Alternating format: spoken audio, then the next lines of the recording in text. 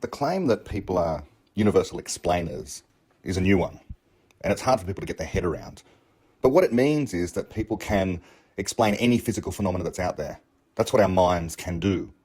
It's built upon the universality of computation, which is a deep theory, a deep explanation, a deep fact about what the laws of physics are and what they say about matter. The universality of computation says that anything that happens out there in physical reality is itself computable. It just follows laws of physics because the laws of physics are themselves computable. And so therefore, whatever the thing is, whatever the motion of the particles out there, that can be represented in a computer. There can be a one-to-one correspondence between, specifically speaking, the motions of what's going on in a quantum computer and the motions of any physical thing out there in reality. In truth, you don't need a quantum computer. You can just have a classical computer, but the quantum computer makes things more efficient, if you like. Now, the human brain runs on a universal computer, that universal computer being the brain of the human being. The mind runs on the brain. Okay. The mind also has this capacity to explain stuff, and explaining is a certain kind of computation. How can that be so? Because anything the brain does is a certain kind of computation. Because the motion of particles is a kind of computation, where you have initial conditions, the laws of physics, and then final conditions. That represents input, processing, and output when it comes to computation. That's what the brain is doing. The mind is doing a special kind of computation, which we call comprehending, understanding, or explaining. I regard these things as kind of synonyms. So that's humans, a certain kind of person. Anything that's out there can be comprehended or understood by us, explained by us, whatever the physical phenomena is. It can be on the other side of the universe. The go-to example is the quasar, a system so completely unlike the physics of the human mind that you couldn't think of two structures more different. The wetware of the brain and a black hole accreting material such that huge lobes of energy are shooting out gas and radiation in particular directions that outshine entire galaxies. This is a quasar. And yet, the human mind can have inside of it a model of what's going on in that quasar on the other side of the universe. It's an astonishing fact about reality that this can happen. What's this got to do with the fact that we can understand anything? Who really tries to understand quasars? Astrophysicists. Why? Why was I a person who was born in such a way that I was interested in astrophysics? Not everyone is.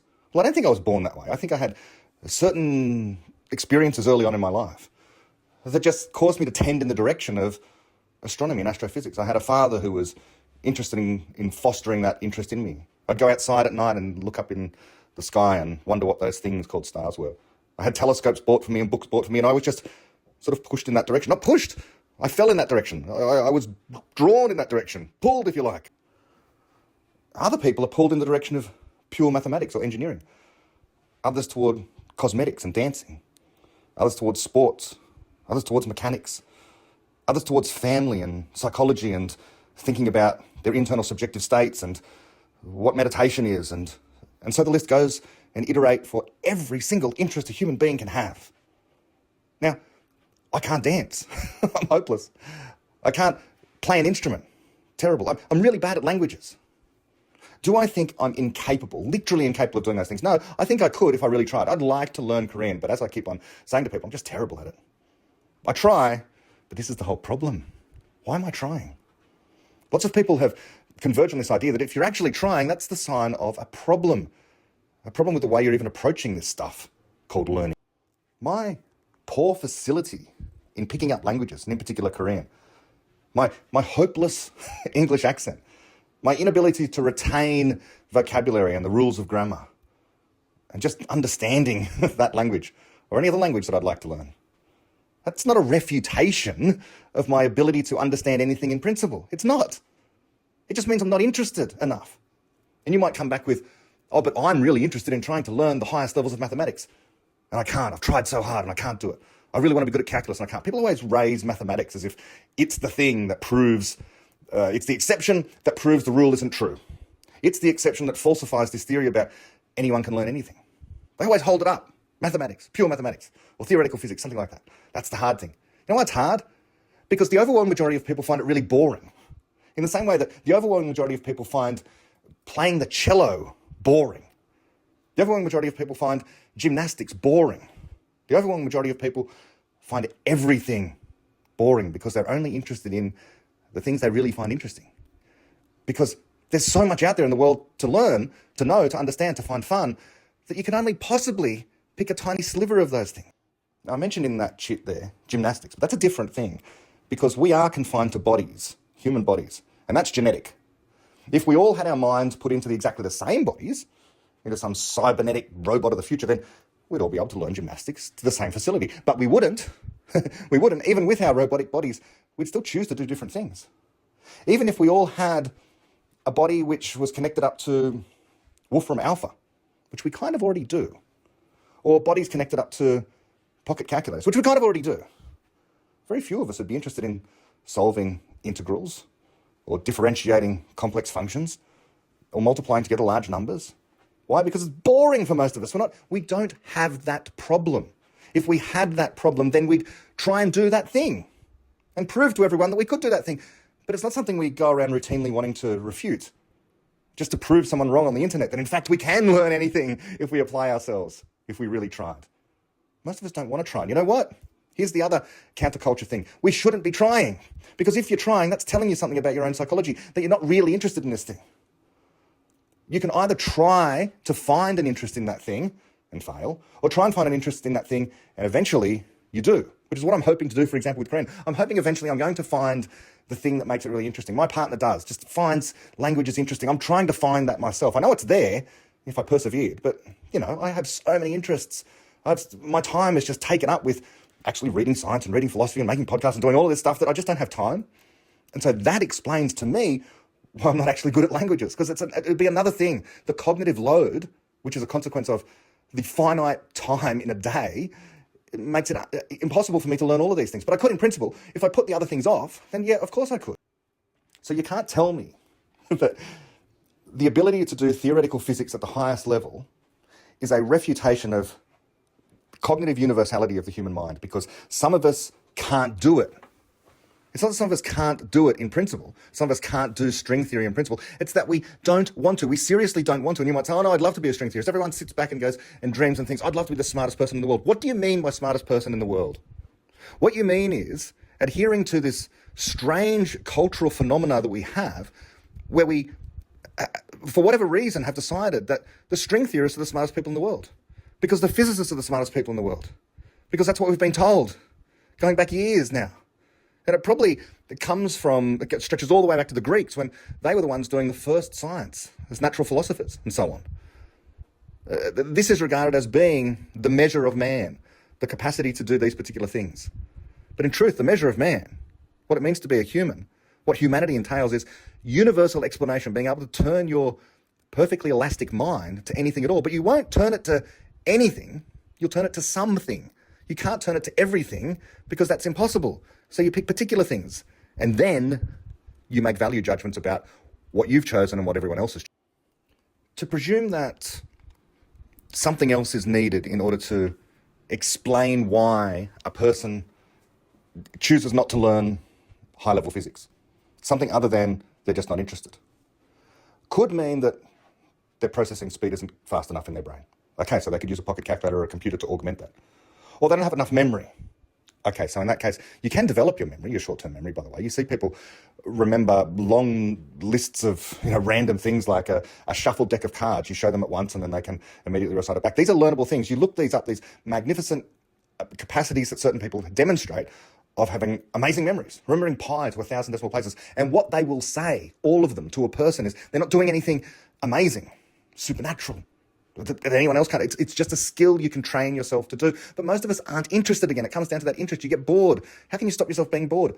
I don't know.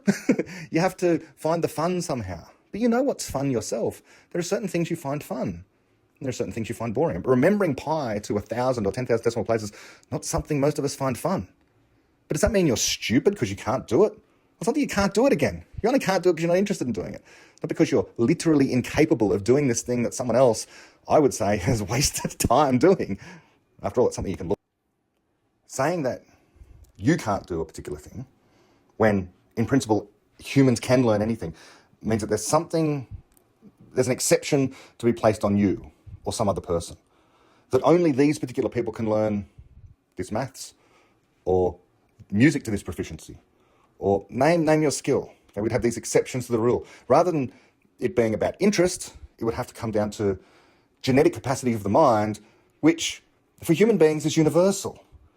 And we see that because you just look at humans. We're using our minds for all different things. But if you think that it's a genetic capacity, then all of our DNA has to be encoded for, well, this person's got the DNA for music, and this one's got it for maths, and this one's got it for sport, and this one's got it for poetry, and repeat for everything else. But genetic diversity just isn't like that. It doesn't encode explanatory knowledge of that kind. Instead, what it encodes is a general capacity to explain, a general capacity to learn. And that explains why there's such diversity. That explains the remarkable ways in which people decide to direct their minds to all these different things. That explains it. That's the parsimonious explanation. We've all got basically similar minds that we start out with. Not tabula rasa. It's not a blank slate. Okay, we do have genetic propensities, but those give us ideas. And we can always change our ideas, even the ones that are genetic. We say this often, if there's anything genetic that's been programmed into us as human beings, well, it's the genetic propensity to survive and to eat. But people routinely go on diets, and some people unfortunately commit suicide. So it's clearly the case that our explanatory minds can easily override our genetic propensity or even instinct to do a certain thing. To say otherwise, as we say, is an appeal to the supernatural. Someone's just asked me on Twitter, why is supernaturalism irrational? Because it purports to explain things by recourse to saying they defy the laws of physics. The laws of physics say that there's a universality to computation, that there are computers in the world that can be built that are approximately universal. The only thing that prevents them from being actually universal is you'd need infinite memory. Okay, so asymptotically you can approach the universality of a computer. The fact is, you can build these things called universal computers in the world. And they can simulate with one-to-one correspondence in their internal working the behavior of any matter out there in the world. A one-to-one correspondence between the internal workings of the motion of the particles in the computer with the motion of the particles out there in physical reality. One can represent the other. To say that this isn't possible is an appeal to the supernatural because that's a law of physics. It's exactly like saying, well, I just believe that you can travel faster than the speed of light. I just believe that you can defy conservation of energy. I just believe that the second law of thermodynamics can be violated. Okay, you can believe all those things, but that's just like saying I believe in God. I believe in magic. Okay, fine. But we've now left the realm of having a discussion based around reason and science. And if we're going to have discussions like this, can we at least stick to the facts? Otherwise, we can all sit back and say, well, I don't accept the science as it is, or physics as it is, or reason as it is. I'm going to appeal to the supernatural. Okay, fine. You go off into your corner and I'll stay over here where we can actually solve problems, because once you do appeal to the supernatural, you've given up on problem solving.